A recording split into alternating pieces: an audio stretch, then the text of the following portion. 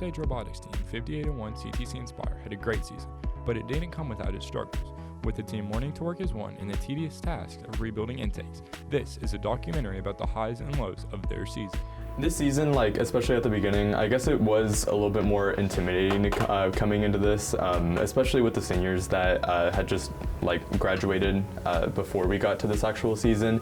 It did seem a little bit daunting to go into this next season, but actually being able to participate with the people that I am in programming and being able to do outreach, being able to do everything, I know now that those people have grown a lot more as people, and I know that they're definitely going to be able to contribute within the next few years of robotics, especially during programming. I've seen a lot more people improve in what they actually started off knowing and what they know now, and honestly it's been a crazy experience seeing everybody just grow like that, and it's so inspiring because I know whenever I joined the team and I didn't really know anything about robotics at all. I joined in because I wanted to know more about it, and that was something that I was always interested in, but it was never anything that I actually had the ability to delve into. And so I know that's the same thing with a few of the people here, which is completely fine, that's okay.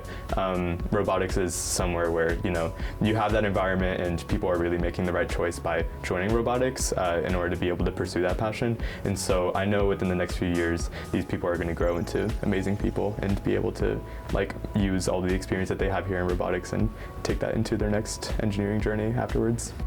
Even though they'd make drastic changes to the robot, they were still able to push through the challenges and find confidence in those struggles.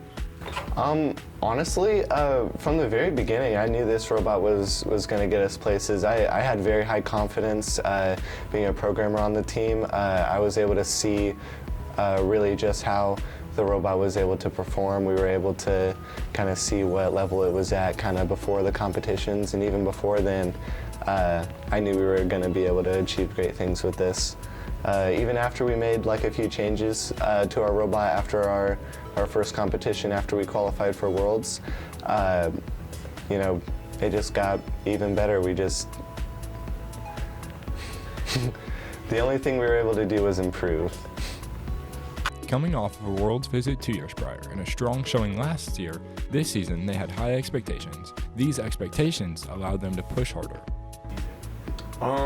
Last year was pretty successful. Obviously, we hadn't gone to Worlds like we did the year previously, but we were coming off a pretty successful season. We were confident. We had a lot of rising seniors and juniors that were really competent.